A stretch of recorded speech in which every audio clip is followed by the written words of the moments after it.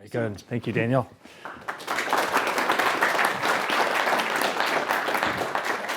Well, it's a delight to see you all here. I didn't expect such a packed house, so it warms my heart. Thank you. I've already been introduced. As most of you know, I'm a teacher here at New St. Andrews. But before coming here, I spent many years in China, about eight to 9 years on the ground there, and I continue to work in various ways, even from the States here. And so before I get into the content of this book, I want to explain why I wrote it, the context behind it. So I spent a number of years trying to help bring classical Christian education to China. So I was a missionary in China, focused on church planting, and then transitioned to Christian education. And I care very much about classical Christian education, very excited about it. And as I looked around to see, is this happening in China anywhere? I found a few pockets in China where people kind of heard echoes of what was going on here in America, and they wanted to participate in this renewal. And so I partnered with them and said, let's do this together. So we're very excited about this. But then as I observed some of these kind of first generation classical Christian schools in China, I had some concerns. And I saw frequently what was happening was a kind of cookie cutter approach. So they would ask me, well, how about you go and talk to the people at Logos School, tell them to give us their reading list, their course list, and then we'll just do the same thing. And so, which is fine, you're starting from nothing, starting from scratch. We'll just start to imitate the schools in the West. And of course, what was behind this movement in China, this movement is happening among conservative Christians who highly value the Christian tradition, their Christian roots. And of course, if you go back throughout church history, what do you see? You see our church fathers advocating this Western-centered classical education, reading Plato and Homer and Aristotle and all these guys. And so the natural kind of first reaction for Chinese Christians is, well, that's the Christian approach. We read Plato because, look, Augustine loves Plato. We don't see anything about Confucius and Augustine, so of course we should do that. And so that on the one hand, there is this very Christocentric approach, and for many conservative Christians in China, that means Western. And of course, the New Testament's in Greek, and so there's just this natural approach to study Western classics. And then on the other hand, you've got the Communist Party, who over the past 10 years or so have been promoting Sinicization, which is a fancy word for Chineseification. The Chineseification of China. And this movement is, it's a broad movement that's trying to root Chinese society and politics and culture in the ancient Chinese tradition, and sort of proving to the world like we don't need the West. So that the Communist Party is wanting to flex their muscles on the world stage and say, see how wonderful this 4,000-year tradition is, and we can sustain ourselves, and we've got this, again, it's a really rich tradition. And so they promote this in various ways. So you have the Sinicization of Christianity, which ends up oftentimes being a kind of an unholy mixture of Christianity and sort of traditional Chinese paganism in some churches. But in the realm of education, in state schools in China, you've got a very strong promotion of classical Chinese culture. And so, as you can imagine, the Chinese church, especially conservative Chinese church, who is opposed to the Communist Party, if they see the communists, saying "Yay, Confucius," well, then of course we're going to say "Boo, Confucius," "Yay, Plato," "Yay, Aristotle."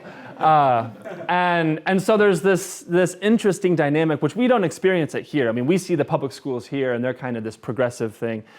In China now, it's very much, they're kind of promoting a lot of the classical Chinese culture. And so the Chinese Christians, many of them, many of the conservative ones, are kind of equate, Confucius with paganism, and well, we don't want paganism in our classical Christian schools. We want Christianity, and oftentimes they'll kind of overlook the fact that Plato was also pagan, and so this book is born out of a number of just my experience, many conversations, many observations.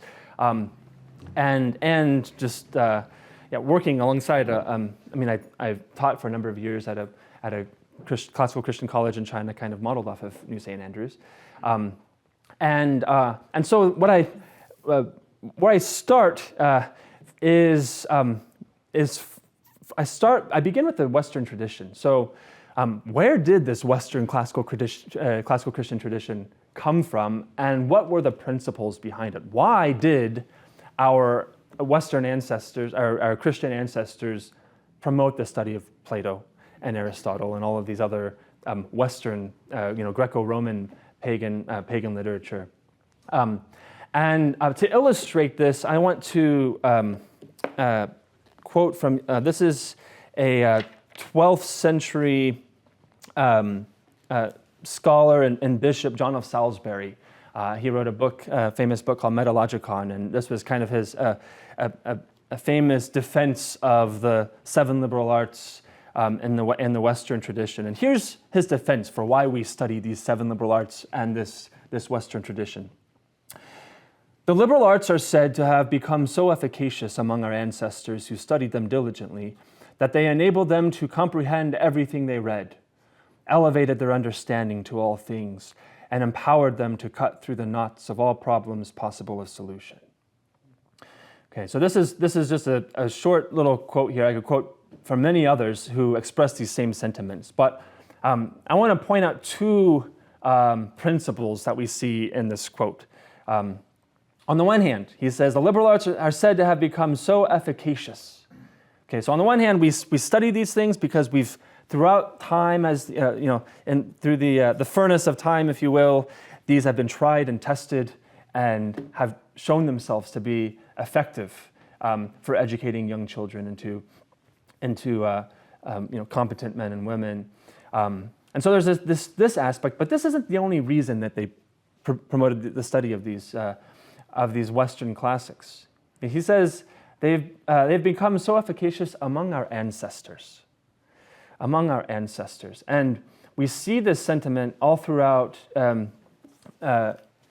church history, where why do they study the Homer and all these Greco-Roman pagans? Well, these were men honored whom our ancestors honored. And so just like Daniel was sharing, this goes back to the fifth commandment. These Christians, our Christian forebears, were honoring their father and mother. And for them, that entailed studying Western literature. But the question we have to ask then is, well, what does that mean for Chinese Christians in the Chinese church? If they want to join in this renewal of classical Christian education, does that mean simply teaching what our Christian forebears taught? Or does it mean applying the principles that they applied? And I'm arguing for the latter. I got this illustration from Pastor Wilson, and I find it really helpful. If you see a man honoring his father, and you want to imitate him, how do you imitate him? You don't imitate him by honoring that man's father. Your father's just so wonderful. Like, yes, he's so wonderful. And for some Chinese Christians, that's kind of the approach they take to imitating the church fathers. Well, the church fathers honor their fathers, and so we're going to go honor their fathers as well, and that leads them to study these Western classics. But of course, we see the problem there, right? Truly imitating this man means honoring your own father. And so to answer this, well, how do the Chinese Christians do this? Well, we need to identify their fathers, right? Who are their fathers? Who are their mothers? And for Christians, this is kind of the answer is twofold. So you have, on the one hand, we have spiritual fathers and mothers, where when we believe in Christ, we're adopted into a spiritual family. We gain many fathers and mothers and brothers and sisters And this is our primary identity. Our primary identity is Christian. And these ancestors, we share the same ancestors as our brothers and sisters in China, as our brothers and sisters in Russia. We all share the same spiritual ancestors. And so classical Christian education in China must reflect this Christian tradition, this Christian heritage, this Christian patrimony. But these aren't the only fathers and mothers that God has given us. He's also given us earthly fathers, right? And the scriptures also command us to honor them. And we can't, Jesus rebuked the Pharisees for trying to basically play the God card and say, I don't need to honor my earthly fathers because I honor God. And here's what Jesus said to the people, the Pharisees who thought that way. In Matthew 15, God commanded, honor your father and your mother, and whoever reviles father or mother must surely die. But you say, if anyone tells his father or his mother, what you would have gained from me is given to God, he need not honor his father. So for the sake of your tradition, you have made void the word of God, you hypocrites.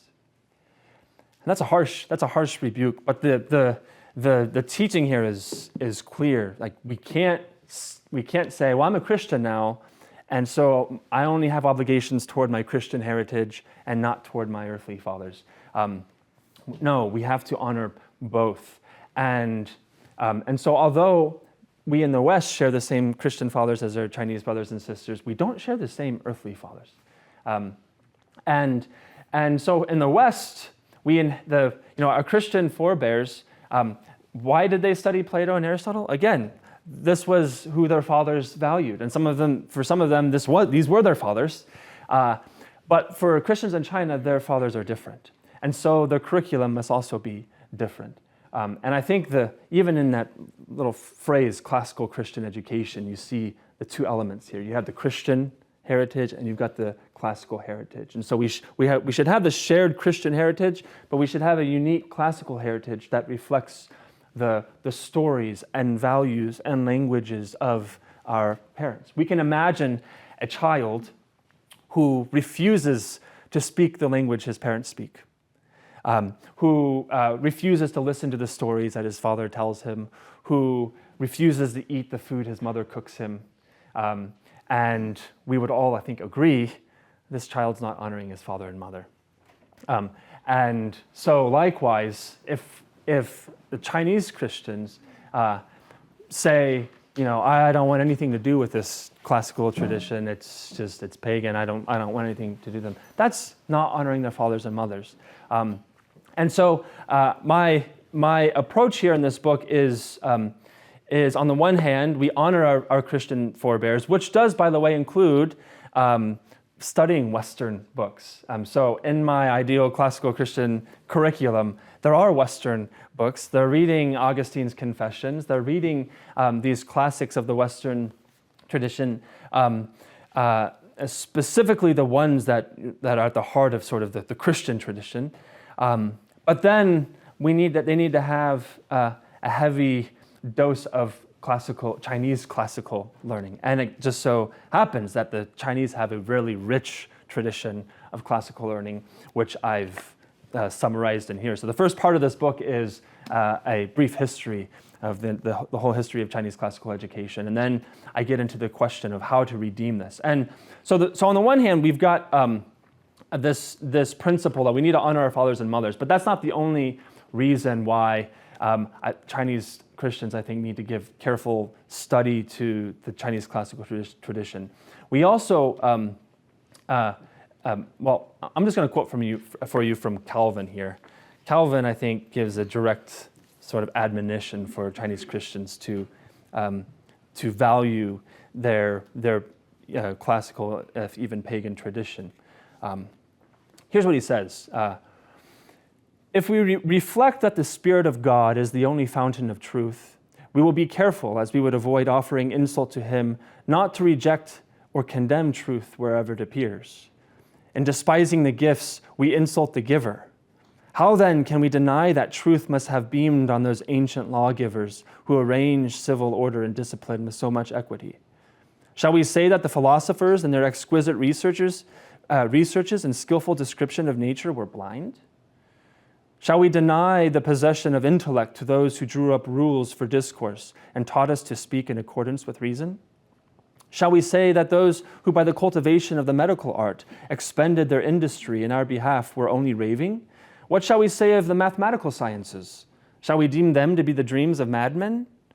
Nay, we cannot read the writings of the ancients without the highest admiration, an admiration which their excellence will not allow us to withhold. But shall we deem anything to be noble and praiseworthy without tracing it to the hand of God? Far from us be such ingratitude.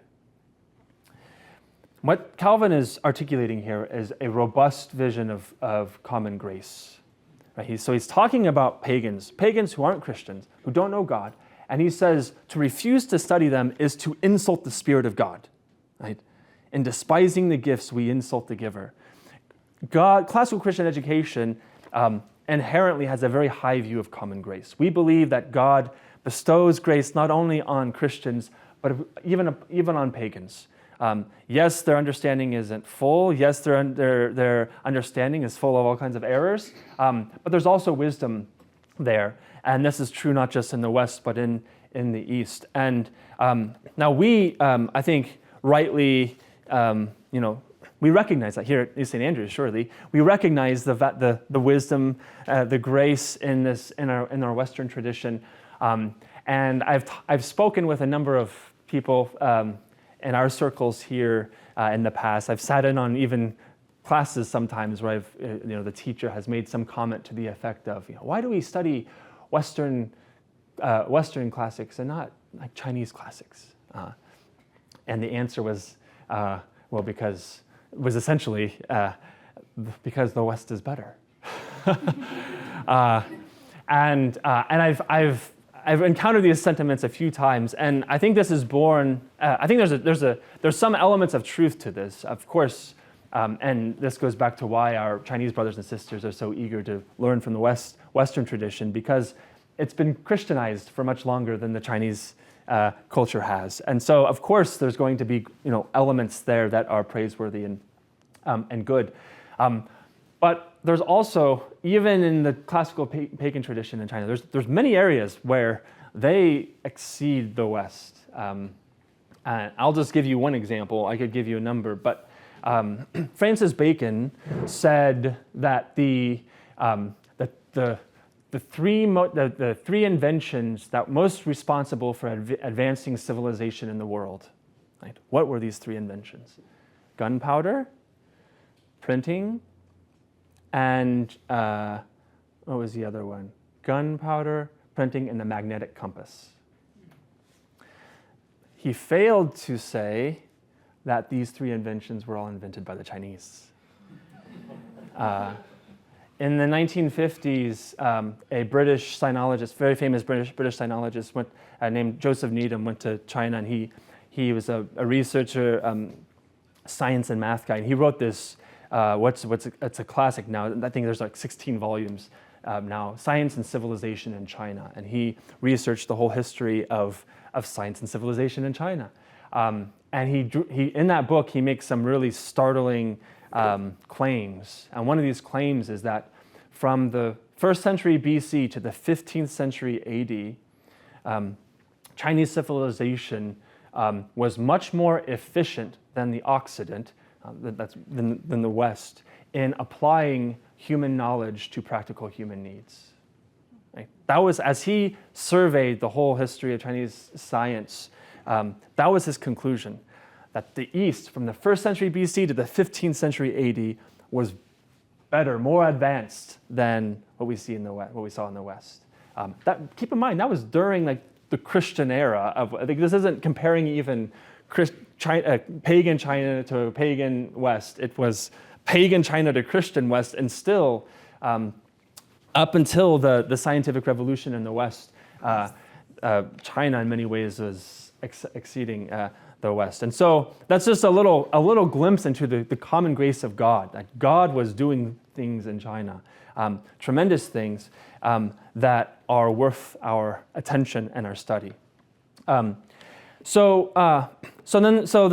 there's on the one hand, this is essentially I wrote this essentially to help not just Westerners, but also our Chinese brothers and sisters to see the common grace of God in their tradition, and not just to poo-poo everything Chinese, Confucius. And in fact, I view Confucius very highly. And of course, as Christians too, we just from an eschatological perspective, we know, as Adam mentioned earlier, Christ is coming to redeem the whole world. Christ did not come just to redeem the West, right? He came to redeem the whole world. And if we only focus on the West, well, then the Chinese Christians can't understand their own story of God's redemption of China. To understand how God is redeeming China, we need to understand the world He came to redeem. And when you start to study this wonderful tradition, you find the seeds of, you see God working before any missionary stepped foot in China, just through natural revelation, through the sages, through the observations they're making with their God-given reason. You see God sort of tilling the soil, getting ready for the gospel to come to be planted there, so that when the gospel finally came through missionaries, it answered the longings that the philosophers were writing about. And we can, in the Q&A afterwards, we can talk about some examples of that. And then there's many other reasons why it's important that I think the Chinese church recover their own tradition, even just think about loving our neighbor. I mean, how can they share the gospel with their neighbor if they don't understand the language their neighbor speaks, right?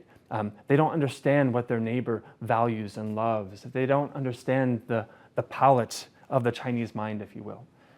Think of Tolkien and Lewis. Why are Narnia and The Lord of the Rings so moving to us? Why were they so influential here in the West? Well, it's because these men understood the Western mind, the palette of the Western mind. And how did they understand that? By diving into the classical Western tradition. They read our pagan classics to really understand how we think and feel and the things that attract us and move us. And then they were able to create this very compelling Christian literature. And so if the Chinese church wants to raise up its own Lewis and its own Tolkien, then they must also be steeped in their own classical tradition. So there's other reasons why I advocate for them recovering and redeeming their classical tradition. Those are a few. So what is their tradition? Like, what is this thing I'm calling for the church to recover? Again, this is way too rich to summarize in a short time like this, but I'll just mention some very basic tenets, and then maybe in the Q&A, if you have questions about any specific aspects, we can get into that. The Chinese classical tradition is first rooted in heaven. Heaven, this is sometimes the word they'll use is 上帝, the emperor on high. So heaven, Tian, or 上帝, gives us natures. The Tianxing is the Chinese, so heavenly natures is often the translation. So it's literally heaven, nature. He gives us these heavenly natures, these special natures that set us apart from all things, all other living beings. But we don't know who we are. And they will attribute that to an imbalance of qi. But the problem is we don't know who we are. We don't know and because we don't know our heavenly natures, we can't realize who heaven has made us to be. And so heaven sends us teachers to help us, to teach us who we were made to be and help us to realize our full humanity. And so how do we do this? How do the teachers teach us our natures? Well, Confucius helpfully summarized the Chinese classical tradition in this little phrase here. 知于道，居于德，怡于仁，游于义. Set your heart on the Tao. Base yourself on virtue. Lean upon Ren, and journey in the arts. So let me take this apart a little bit. 知于道, set your heart on the Tao. So all Chinese education is all about seeking the Tao.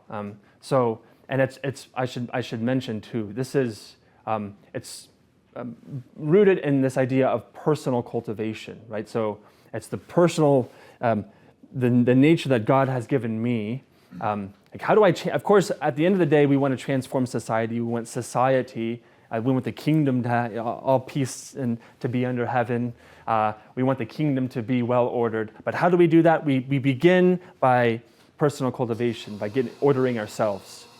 And we do this by pursuing the Tao. Now the Tao, as many of you may have heard Tao, T-A-O. It's Tao is the correct pronunciation. So if you see that in any books, scratch it out and put a D there. But the Tao is, it's a very broad concept in Chinese philosophy. In brief, it is the fundamental principle or force that animates all things and gives order to all things. And so in Taoism, there's a focus on kind of the creative power of the Tao. In Confucianism, there's much more focus on the moral side of things, so the kind of like natural law, what we would understand as natural law. And so we pursue the Tao, and as we pursue the Tao, our natures are slowly restored. Now, 知于道, 居于德, base yourself on virtue. So Chinese classical education at its heart is moral cultivation. So we are seeking to become moral people, people who are virtuous above all. And Confucius frequently rebukes those scholars who will pursue learning for other ends. So he says, the men of old studied to improve themselves. The men today study to impress others. And so there's, when it's done rightly, now our Chinese brothers and sisters will rightly criticize many self-professed Confucians as just being moralistic and sort of putting on a show and being fake to get into government office, and they have got these bad motives. But Confucius himself saw this as well, and you find Confucians frequently rebuking other Confucians as being suru, as like basically pseudo-Confucians. You're not a real Confucian because you've got these bad motives. But done rightly, we're pursuing virtue and becoming a junzi, a superior man. Ren is sort of the pinnacle of human virtue. It's everything that, all of the virtues combined. When you and your humanity are fulfilling your role completely and entirely, you are a person of Ren. Ren is sometimes translated as humanity. Sometimes it's translated as benevolence or even as love. And so Chinese classical education, at the end of the day, it's seeking to instill morality and virtue. But how does it do this? By journeying in the arts. And the arts are 6.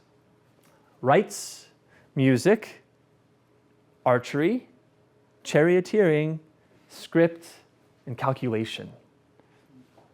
And it's through the study of these arts that we achieve the Tao, that we arrive at the Tao, that we cultivate virtue. So very briefly, they deal with these in pairs. So rites and music.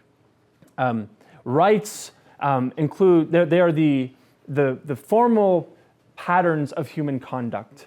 And they reflect the natural order of the world. And they can include everything from elaborate religious ceremonies to social etiquette. So in our context, it would be something as simple, could be something as simple as a handshake. Like, why do we shake hands? It's not especially useful. There's nothing's really being done. We're putting on a performance when we're shaking hands each time. Why do we put on this little performance every time we shake hands? Well, we are reflecting something that's true about the nature of the world.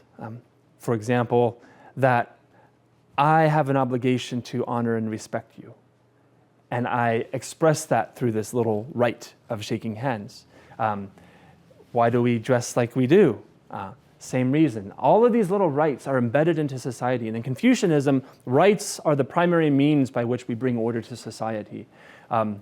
they restrain us. They will frequently use this word restrain, and they'll say that rights restrain us. So naturally, we don't want to do this. Naturally, we'll just be wild and we'll go kill each other, and rights keeps us from doing that. Now, rights in music, much like in the ancient Greek tradition, we have this music education. Music education entailed story and music, and the purpose of this was to, using Augustine's terms, order our loves, to instill in us sentiments such that we love what is lovely and we hate what is not lovely. We love the right things and to the appropriate degrees. That's the purpose of music education. And in the Greek tradition, this comes through story and music. So before a child is even able, like their intellect is mature, they still, just by listening to stories, they still intuit what is right and noble and good, assuming they're listening to good stories. And then once their intellect's mature, then reason comes along and gives principles behind, why is this good or bad? But before the intellect matures, you instill these proper sentiments. Well, rights in music serves the same purpose in the Chinese tradition. And so it orders our souls. It teaches us to like the right things and to dislike the right things. Archery and charioteering are focused on cultivating the body, but not just the body.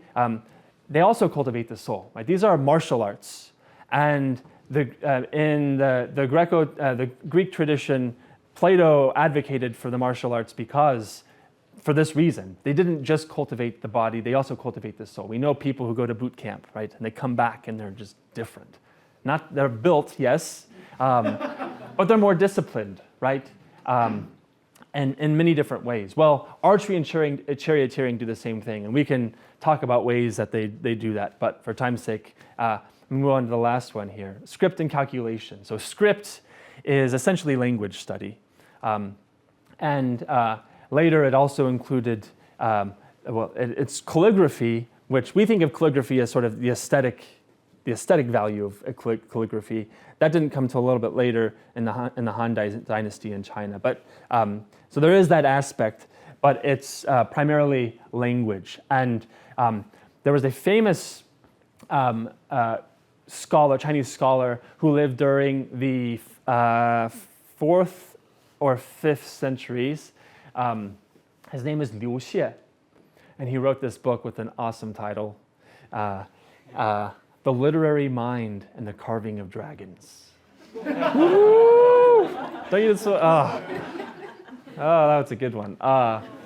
And in this book, he explains about the value of language. And language, he roots language in this idea of wen.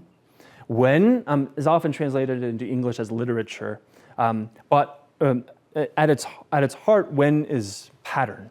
And so this is usually in English, we translate it as pattern. So everything has their own wen. The stars have their own wen.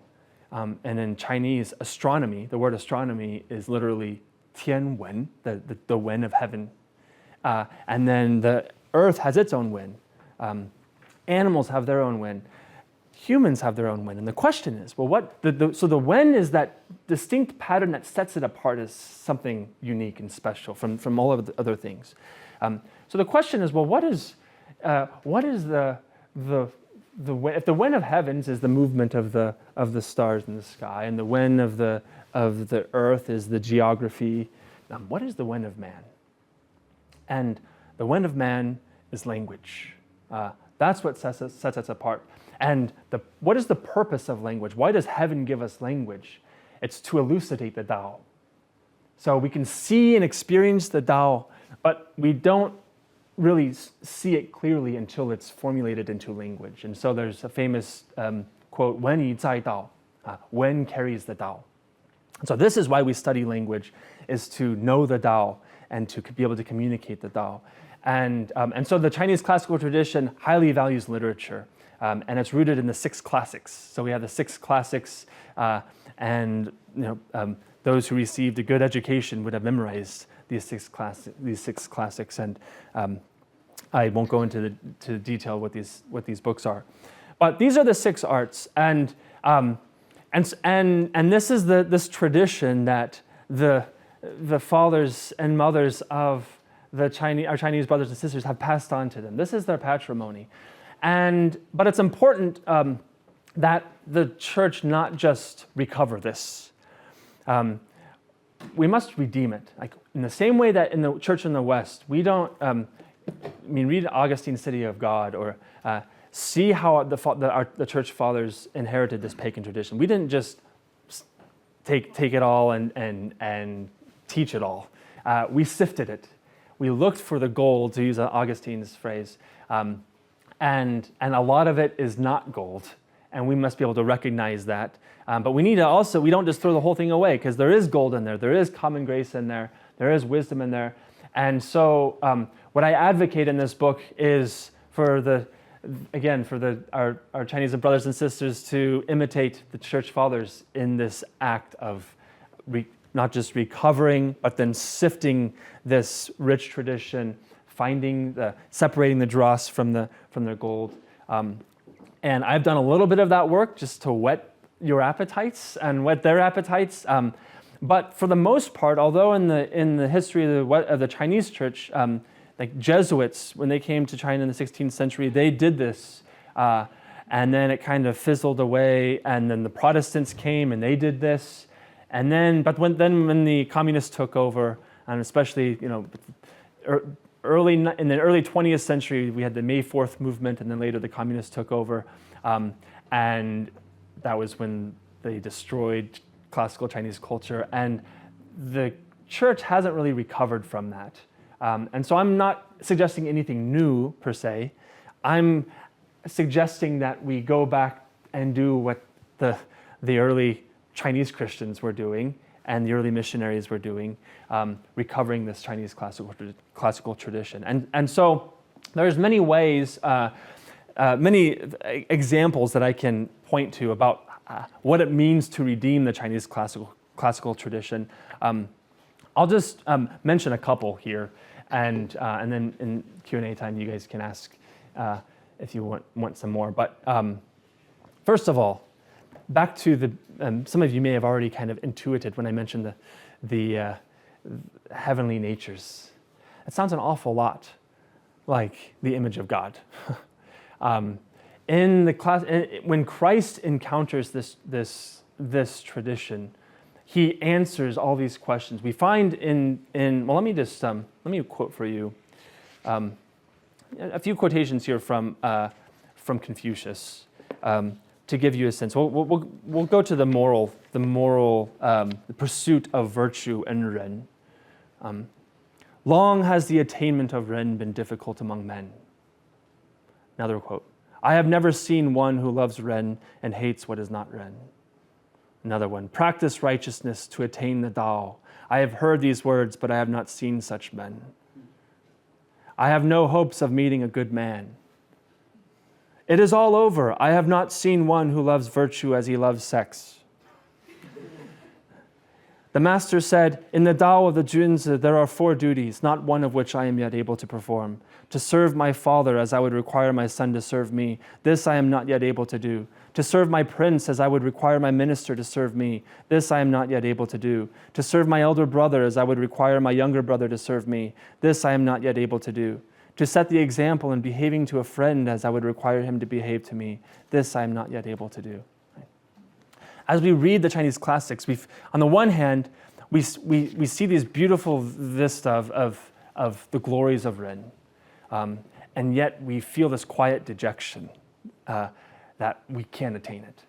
We can't attain it. Oh, look how wonderful virtue is. Look how wonderful these things are. We should pursue it, and we can't. Not even Confucius himself can. And so it's like it's like a lame man who can't walk. He's confined to his mat as he looks out and just observes this beautiful vista. And then Christ comes and says, take up your mat and walk. That's how the classical Chinese tradition presents these longings and these questions, and Christ comes and answers them and enables them to achieve Ren, makes them men of Ren, makes them virtuous men. The Tao. What is the Tao? In Taoism, the Tao is the Tao. The Tao that can be told is not the eternal Tao. The name that can be named is not the eternal name. It's so transcendent that as soon as you say you identified the Tao, that's not the Tao anymore. So it's this very transcendent view of the Tao. Does anybody know John in the Gospel of John is how it's written in Chinese? In the beginning, can you guess it? Was the Tao. And the Tao was with God, and the Tao was God. He was in the beginning with God, and all things were created through him. And here's the real kicker. The Tao became flesh and dwelt among us. And the Tao had a name, Jesus. What? The Tao had a name? Yes. And suddenly all the puzzle pieces fall together. Right? 知于道, set your heart on the Tao. Right?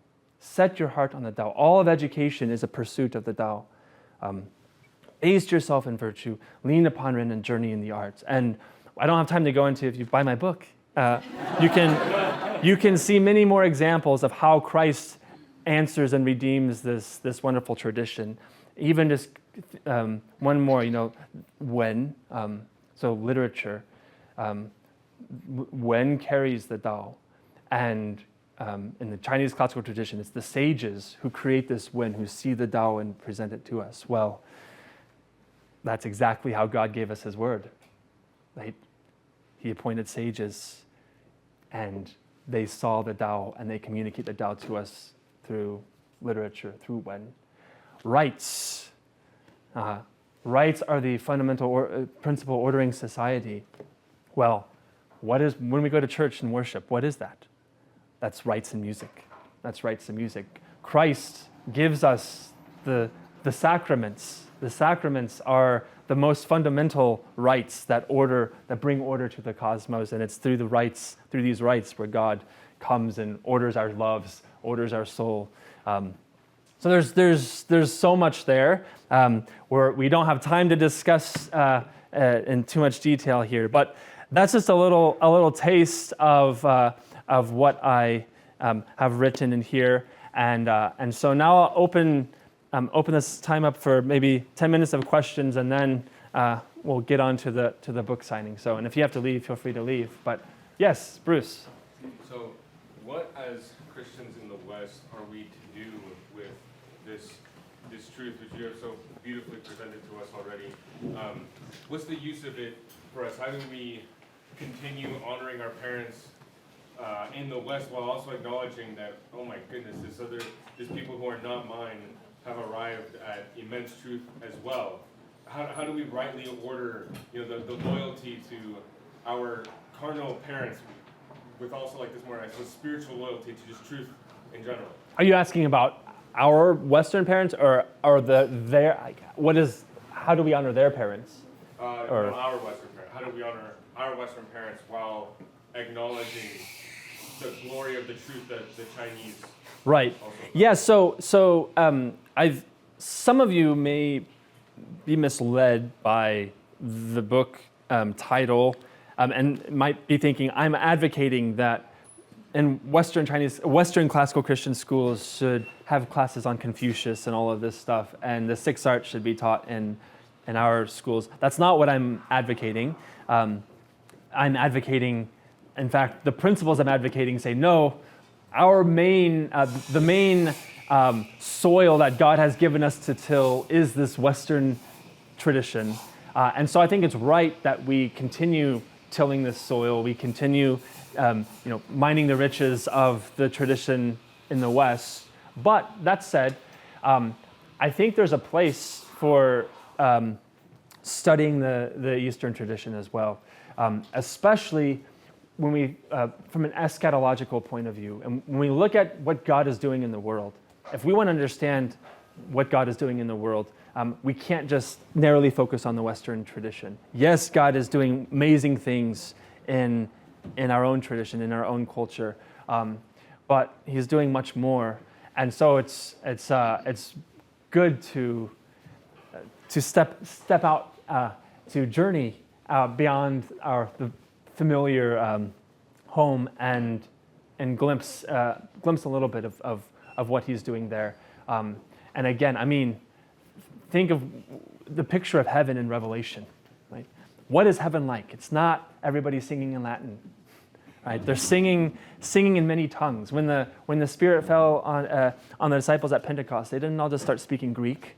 Right? They started speaking in many tongues. And the Bible talks about as the body of Christ being a body with many different members, and we're working together, but each member has its own unique functions. And I use the illustration of a garden in here, and so God has planted some flowers in the West that are different from the flowers in China, and both of them have their own glories. And so I'm not suggesting that they're just both equal.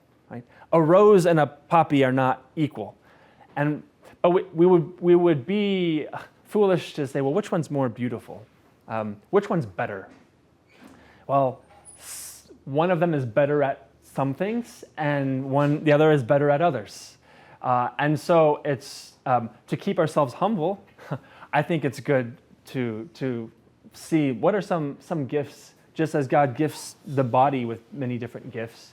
The foot and the hand have different gifts. So he gifts cultures with different things. And so it's healthy for us, I think, too, to see what kind of gifts he's given them. But at the end of the day, he's made us, roses, if you will. Like, we are roses, they are poppies, and we shouldn't try to be the other person. I don't want them to just become Western, and I don't want us just to become Chinese. We should act as a body, recognize the glories that God has given each of us, but our main responsibility is tilling the soil that he's placed us in. So I'm not sure if I answered your question, but that's an answer. So thank you. It's a good question. Yes, Christian. If you know, how far does this book apply to Japanese and Korean philosophy and thought? So I don't get into the specifics of Japanese or Korean philosophy, but the principles apply the same. So I've had a number of people who are doing missionary work in other countries who have expressed great appreciation for this book because it gives them the basic principles for engaging with their own culture. And so this is kind of a test case. So if you want to see, suppose you, I have one friend who's working in Africa, and so I lay out the principles, and then I say, here's how I apply the principles to a Chinese culture. Now you apply these principles to African culture. So that's how I would. It is useful for, even if you don't have any interest in China, if you have interest in classical education in other countries, I think it's almost equally useful for you. Does that make sense? Yeah. All right. Good. Other questions? Yes. Kind of tagging on to that, how would you have any thoughts on how to apply that to countries or traditions or peoples that have had mainly a short history or not much known history and very oral centered? How would they do that classically? Yeah. Well, you have to ask when you say a short history. Well, not to not known previously. Okay, right. Well, on the one hand, I think it is helpful if we distinguish between sort of an ethnic history and a geopolitical history. So some countries are new countries, but of course people have been living there for much longer than the country has existed. And I'm careful to qualify toward the beginning of the book, I qualify what I mean by Chinese. What I don't mean by Chinese is the geopolitical entity that we call China.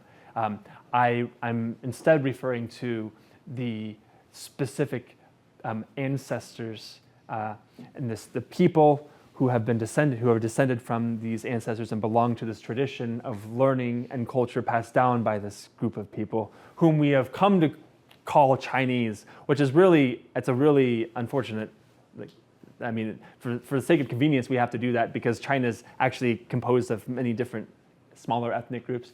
But all that to say, I would, anybody who says, well, my history is too short, I would question that because, of course, your father had a father and his father had a father, and we all go back to Adam. So in some ways, our histories are all just as long. But there is an issue of, well, some of them may have just been oral cultures, and they didn't give us this, treasure trove of writing like the Chinese did. And that's a difficult question. I think there is a way to, even the oral tradition can be written down and studied. But I think this is just a fact. Like some of these cultures are just going to have a hard time. They're not going to have as big of a library to draw from, which in some ways actually makes it easier because a child only has a very limited amount of time to study. And so for most of us, certainly for us here, it's the problem for Chinese too. It's like, which books do we study? There's far too many. Wouldn't it be so much more convenient if there were just 5? And so that could be a good thing. But I don't have an easy answer for that other than that's the task for them to discover the tradition passed on to them from their ancestors and where they are lacking. Say there's no science in their culture that arose from their culture. Well, then they can draw from the West. So I think that's the best I can do to answer your question. It's a good question. It's a hard one. Yes. So I was wondering what you think about right now, the current Chinese public schools and the communists, and just how I found that because a lot of it's memorization that goes on, and just know the information, but it's not about the creativity or thinking for yourself necessarily. Yeah. In some ways, maybe it is, but I was thinking, is there a way that maybe the government would ever appreciate the classical education that you're talking about and want to infiltrate it into public schools? Yeah, well, that's the real irony of this whole Sinicization project is the public education in China, although it says a lot of nice things about Confucius and whatnot, it's in many ways kind of the opposite of what the ancients were promoting.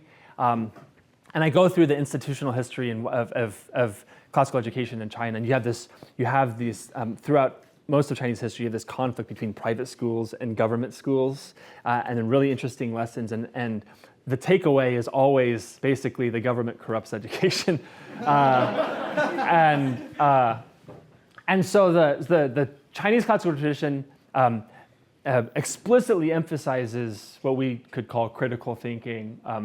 I think there's some problems with that term, but you don't see that in a lot of public schools in China, and so I think this is actually an area for Chinese the Chinese church to really outshine public schools in China. So that you guys claim to belong to this Confucian tradition, but you're not actually honoring it. You're not actually observing it. You're not doing what Confucius said.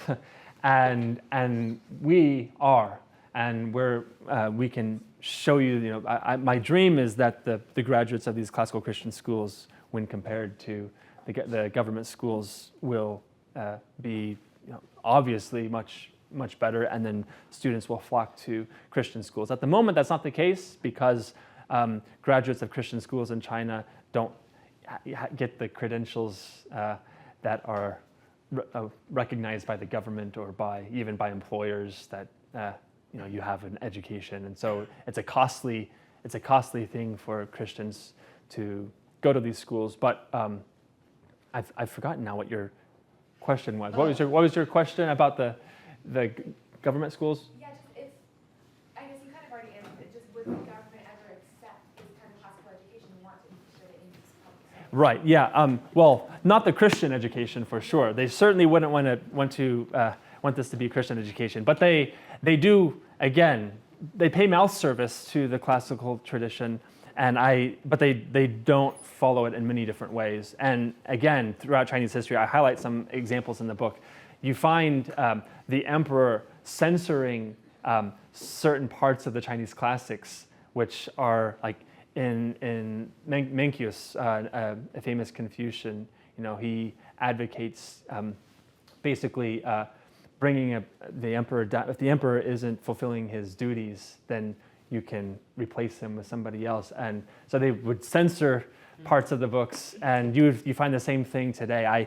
I give the example of Jesus rebuking the Pharisees for they build the tombs of the martyrs and they pay all this respect to the martyrs, but of course, if they had lived in the days of the martyrs, they would have killed them. I feel the same way about the Chinese government. If Confucius and Mencius and Mozi and all of these philosophers lived today and were promoting these teachings, I think they would be censored by the Chinese government that's promoting them. So, yeah, it's just, for me, in my view, it's mainly they're just paying lip service. So, good question. We're out of time, unfortunately, but thank you all for coming. And I think we're going to move this out of the way and put up a table here. And if you want me to sign your book, I would love to. And if you want to chat more, you can stick around until I'm finished signing books, and I'm happy to chat more about this. I love talking about this, and thank you all for coming again. Adam, do you have any other? Yeah, so thank you. Yes.